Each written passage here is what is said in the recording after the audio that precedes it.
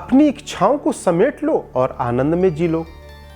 हमारे पास कार है तो कार में आनंद की अनुभूति करें। जब कार नहीं रहे तो मोटरसाइकिल से चले जाएं तो उसमें आनंद की अनुभूति करें। मोटरसाइकिल नहीं है तो साइकिल से जाएं तो उसमें आनंद की अनुभूति करें। हम आनंद में उलझते कब हैं? जब आनंद की प्राप्ति नहीं करते, जब हम दूसरे की संपत्ति, दूसरे का शोहरत, दूसरे का शान शोहरत को देखकर हमारे अंदर एक लालसा जागती है कि खास मैं भी इस तरह से BMW में चलता, खास मैं भी ऑडी में चलता, खास मैं भी चार्टर प्लेन में चलता। तो जो हमारे अंदर का विचार है, जो विचार करते हैं और वह विचार जो हमारे शरीर के अंदर हावी होता है और समय पश्चात उस चीज़ की प्राप्ति नहीं होती तो हम आनंद से दूर चले जाते हैं। हमें जीवन में अपनी इच्छाओं को समेट लेना चाहिए। हमारे जीवन में जैसी परिस्थिति आए उस परिस्थिति के अनुसार इच्छाओं को समेट लेना चाहिए।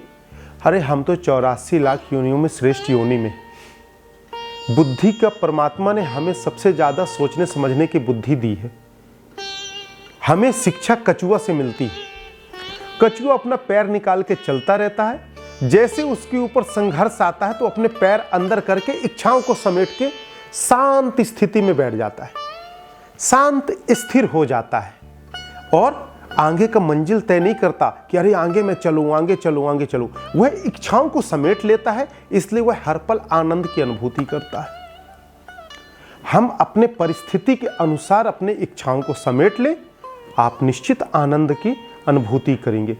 हम जब दूसरे की विलासिता को देखते हैं, दूसरे की दुनिया में उनके मायाजाल को देखते हैं, उनकी सफलता को देखते हैं और उसे पाने की कोशिश करते हैं, और जब उस तरह के कर्म से हम उसकी प्राप्ति नहीं कर पाते और मन में ऐसे ख्यालात को सजो लेते हैं तो हमारे मन को वेदना होती है, कष्ट होता है।